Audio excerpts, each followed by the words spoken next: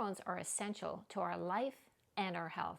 Even the most minute imbalances can have a dramatic effect on how we feel. There are many reasons why we may be prescribed supplementary hormones, be it for cancer treatment, for infertility, for gender reassignment, for performance enhancing. There are so many different reasons why we may want to adjust our hormones. I've been on the receiving end of hormone therapy a few different times in my life, and that's what I want to talk to you about today. In this video, this is not me being the scientist, because I'm not a scientist, although I have been known to play one on YouTube here and there. In this video, I want to tell you my experiences with hormone therapy, the good, the bad, and the awkward. When Paul and I decided that we wanted to start a family, I got pregnant pretty quickly, and I was elated. Unfortunately, that pregnancy ended in miscarriage before my first trimester. Before long, I found myself pregnant again, sadly ending in miscarriage yet again. At that point, I was referred to a gynecologist, the most wonderful, wonderful man who became a big part of my life and who was my doctor for well over 30 years, sadly retired now. He determined that I had what was known as a luteal phase defect. That is, I didn't have enough progesterone to thicken the lining of my uterus so that the fertilized egg could implant and start to grow. Enter my first time with hormone therapy. When I got pregnant again and I started spotting right away, we went for progesterone suppositories and bed rest. And fortunately, that resulted in Victoria. So happy to say. The next pregnancy, same thing. Spotting early in the pregnancy, we used the progesterone suppositories, and lo and behold, there came Will. The third pregnancy, I don't know, maybe my body figured it out, maybe my hormones figured it out, but everything was great. And I have to say that experience was good. I ended up with 3 healthy babies, and I never really had to worry about the luteal phase defect again. Fast forward to 2010, I was about 48 years old, perimenopausal, still menstruating regularly, and no hot flashes or anything to speak of, but I was experiencing some heavier than normal menstrual cycles. I was referred to a naturopath. I was always very, very interested in maintaining good health and looking for prevention and really trying to do everything possible to stay healthy and fit. And I went to this doctor, naturopathic doctor, and this was very interesting. And before I start the story, I'm sure that there are thousands and thousands of amazing naturopaths out there. My guy was not one of them. During my very first consultation with him, he decided that because of the inflection of my voice, I seemed too happy. He thought that my cortisol was too high. I told him about the heavy periods, and he decided that I was estrogen dominant. It didn't matter the fact that I did not seem to have any of the other symptoms of estrogen dominance. I did not have weight gain. I was not having headaches. I was not having mood swings. I was not PMSing. I didn't have any of these other things, really just the heavier cycles. Right away, he decided that I had to flush this excess estrogen out of my body because, and he wrote it on a page for me, because I was for sure heading for breast cancer. On top of the fact that he thought that I was having liver dysfunction, I had malabsorption. I had a whole litany of things that were wrong with me. But fear not, because he was going to cure me. That started a 3-year program with him where, let me just tell you, I'm glad I was really bad at budgeting, because I do not even want to think about how much money I spent. I was taking estrol factors to flush all this estrogen out of my body. I was taking intravenous drips. I was taking all kinds of different natural, compounded things, but I didn't feel any different at all. So I'm going to put that down to maybe looking for answers that I didn't need, kind of trusting when I shouldn't have, maybe should have listened to myself. And because this was now 14 years ago, maybe just not having the confidence in myself to say, hey, hold on, this is not really working. The years fly by, and before you know it, I'm perimenopausal and menopausal, and experiencing some of the same things that so many of you are experiencing now, with hot flashes and night sweats and urinary incontinence and lack of sleep and fatigue and mood swings, brain fog.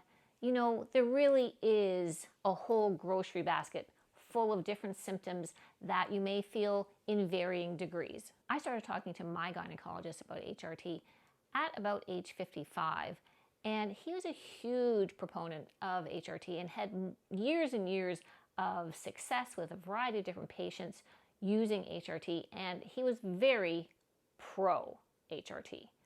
I, on the other hand, was a little bit reticent. I had heard about all of the studies, and in particular, the one that probably most of us keep referring back to was the Women's Health Initiative from the early 2000s, and that honestly scared the bejesus out of most women, and people ran from HRT. The results of the study concluded that the risk of osteoporosis went way down. Yay, I was really in favor of that. I am a small woman, small boned, and that was a big positive. As well, protection against colorectal cancer. But the big thing that everyone was afraid of was the increase in stroke and the increased risk of breast cancer. Now looking back, they've re-looked at the interpretation of these results and have taken it into a different light. The age range of the women in the study was really, really broad, from 50 to 79, and none of those women were experiencing menopausal symptoms that were impacting their life.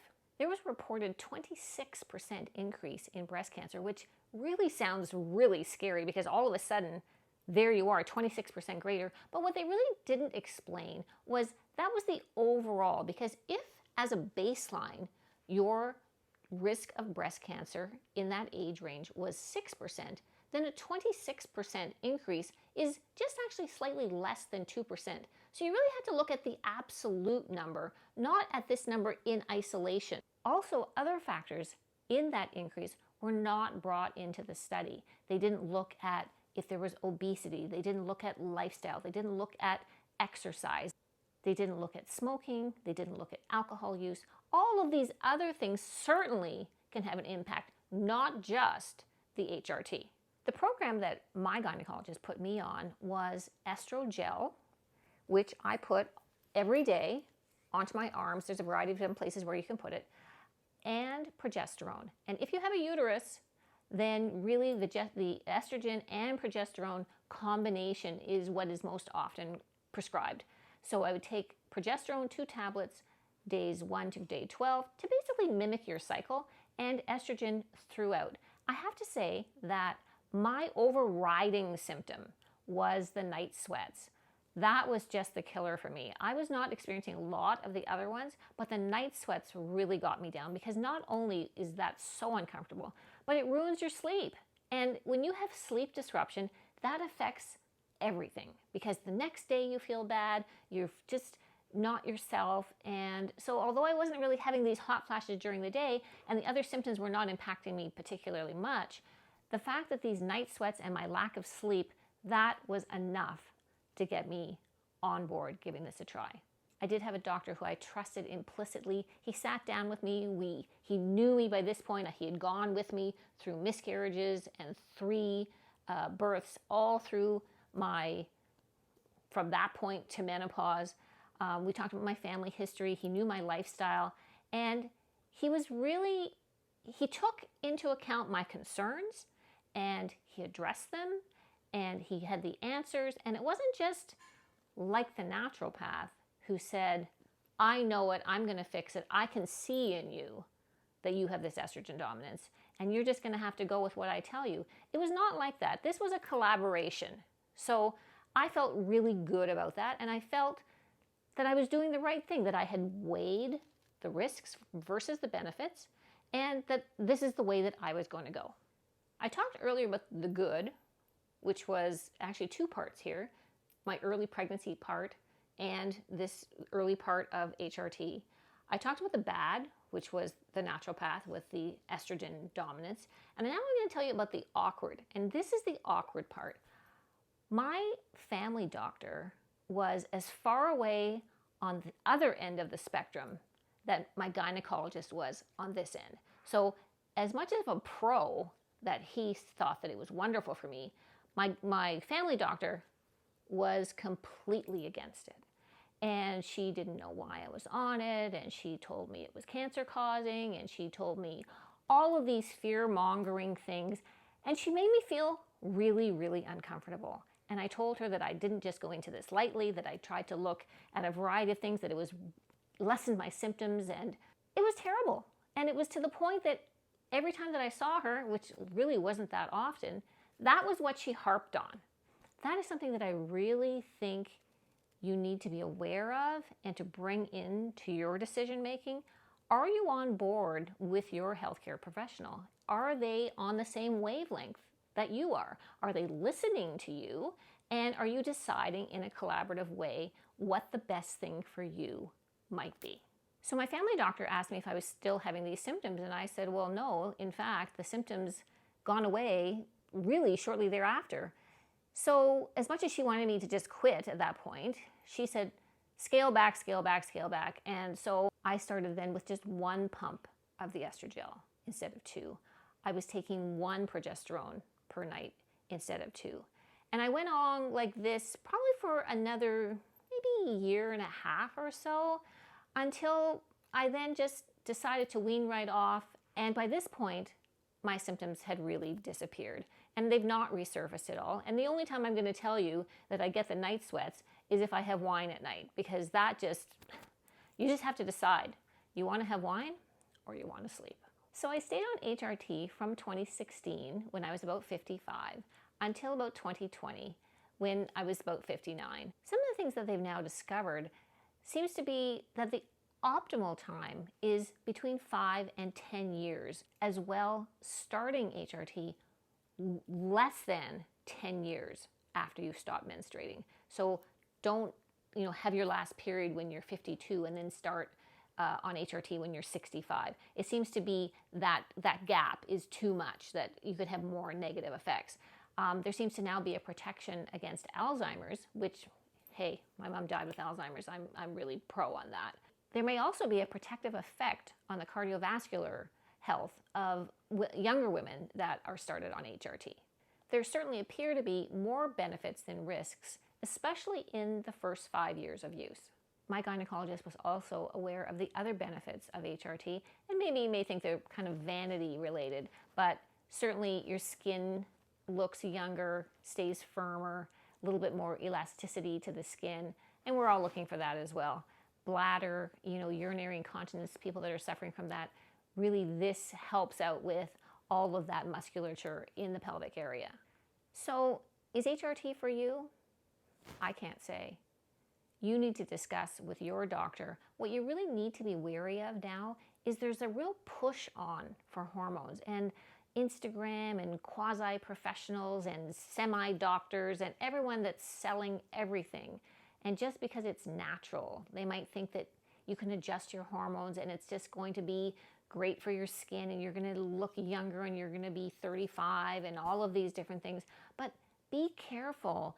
Watch your health and watch your wallet, because a lot of this stuff is pretty bogus. There's definitely no one size fits all. Because something worked for me doesn't necessarily mean that it's going to work for you. But I hope that I've showed you that over the years, hormones are so impactful on us. Just, like we wouldn't hit puberty without hormones. So, from puberty to having babies to perimenopausal to menopausal and afterwards, it is this huge ebb and flow. And we would love it to be balanced. That would be great. And you're just going to have to kind of, swim down this river and figure out the right way for you. We're all looking to be the healthiest versions of ourselves. Being happy, being strong, being fit, being active. I hope you've enjoyed the video, and I'll look forward to seeing you in the next one.